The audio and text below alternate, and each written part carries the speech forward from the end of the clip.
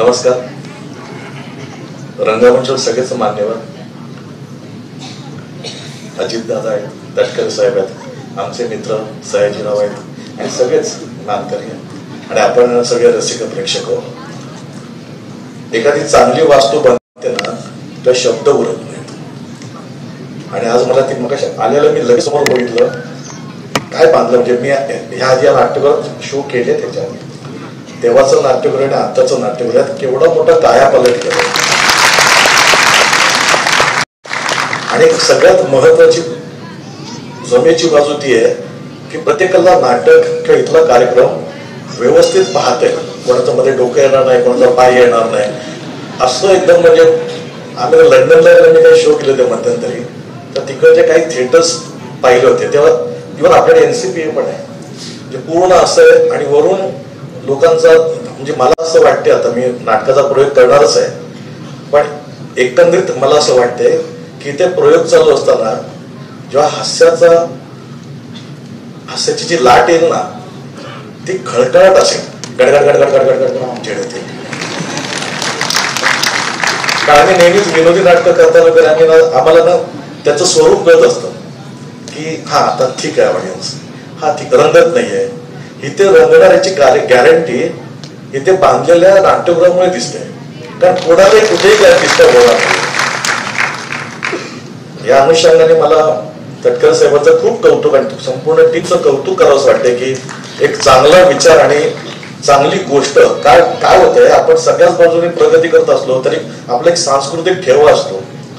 आणि आज हे आम्ही सगळे आपण नशीबवान आहोत की हे नाट्यकला साहित्य आपल्याकडे भरपूर आहे. नाट्यकला आजही तेवढ्या जोरात चालते. म्हणजे बाकीच्या कुठल्या बंगाचे नाट्यप्रयोग चालू होते, बाकी कोणाचेच नाही. फक्त महाराष्ट्र आणि मराठी नाटकं खूप चालतात, चांगले चांगले विषय येतात. आणि आताही जी काही 5 नाटकं मी ऐकले की आज उद्या परवा तेव्हा चांगले चांगले नाटक आहेत, विनोदी पण आहे, देवबाबी सारखं पण नाटक इथे आणणार आहे. अशा पद्धतीचे प्रशांत दादाचं नाटक आहे. ह्यानंतर नक्कीच नाटकांचे प्रयोग पूर्वी व्हायचे इथे, मी केले ऑल द बेस्ट पासून इथे येतोय, मला माहित आहे खूप नाटकांचे प्रयोग केले.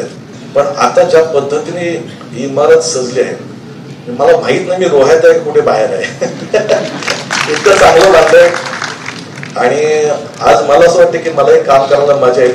जेव्हा वास्तू सुंदर दिसते ना तेव्हा असं वाटतं की इथे आज जोरात शो होईल. त्याची गॅरंटी शो होण्या आधीच मी तुम्हाला देतोय.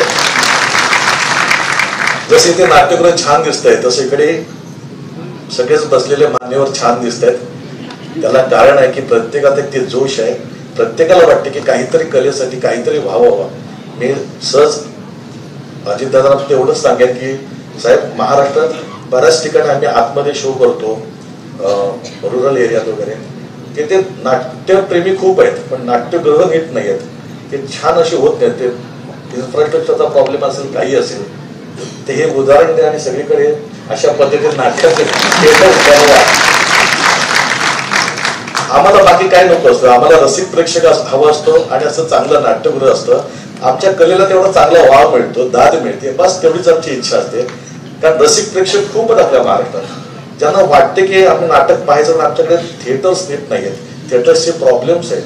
ते तुम्ही जरा पुढाकार घेऊन याकडे लक्ष घातलं तर असे चांगले चांगले नाट्यगृह सगळीकडे झाले तर आम्हाला खरंच ना अभिमानाने वाटलं की ते येऊन मी माझं नाटक कला सादर केली मी. आणि इकडं मी घेऊन काय जातोय तर लोकांचा आशीर्वाद आणि लोकांच्या शुभेच्छा घेऊन जातोय, यात आम्हाला जास्त आनंद आहे.